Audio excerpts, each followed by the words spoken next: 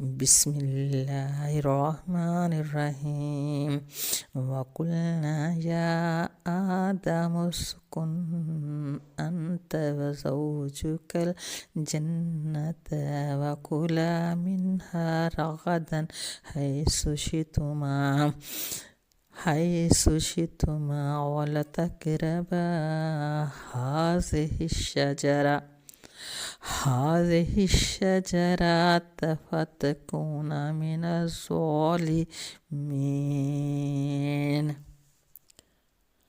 اور ہم نے کہہ دیا اے آدم تم اور تمہاری بیوی جنت میں رہو، جہاں سے جی چاہے جو چاہے کھاؤ، لیکن ایک درخت کی نشاندہی کر دی کہ اس درخت کے پھل کو نہیں کھانا۔ کون سا درخت ہے اس کا نہیں واضح پتہ کہ وہ کون سا درخت تھا، بس کہہ دیا۔ تو اب ادھر بات آ گئی امتحان کی۔ اللہ تبارک و تعالیٰ نے علم دیا، حکمت دی، یعنی کہ بادشاہت بھی دینی تھی، دی سب کچھ۔ اللہ نے اتنا پروٹوکول دیا۔ اب اللہ نے کہا کہ اس درخت کو آپ نے نہیں چھونا، اس کے قریب بھی نہیں جانا۔ یہاں آ کے امتحان کی بات ہوتی ہے۔ انسان کے لیے، ہمارے بابا کے لیے امتحان تھا۔ اللہ نے دیکھنا تھا کہ میری بات میرا بندہ مانتا ہے یا پھر شیطان کے بہکاوے میں آ جاتا ہے۔ شیطان نے کہا تھا نا کہ میں بہکاؤں گا، میں پھسلاؤں گا، تو اللہ نے کہا جو کرنا ہے تم دیکھ لو، کر لو۔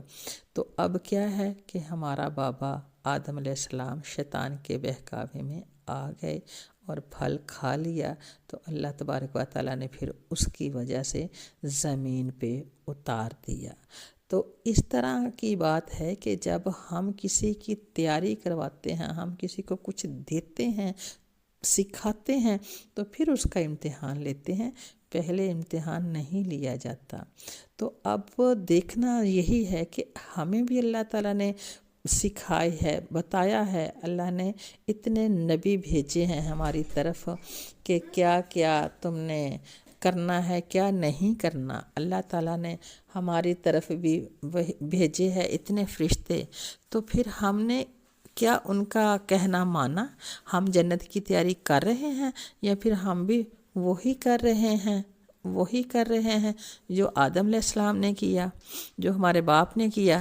ہاں، لیکن اللہ تعالیٰ نے تیرے اور میرے لیے یہ لمٹ تیار کر دی، اختیار دے دیا کہ اگر تم شیطان کے بہکاوے میں آ جاؤ تو فوراً لوٹ آؤ، توبہ کر لو، میں تمہیں معاف کر دوں گا۔ کتنا مہربان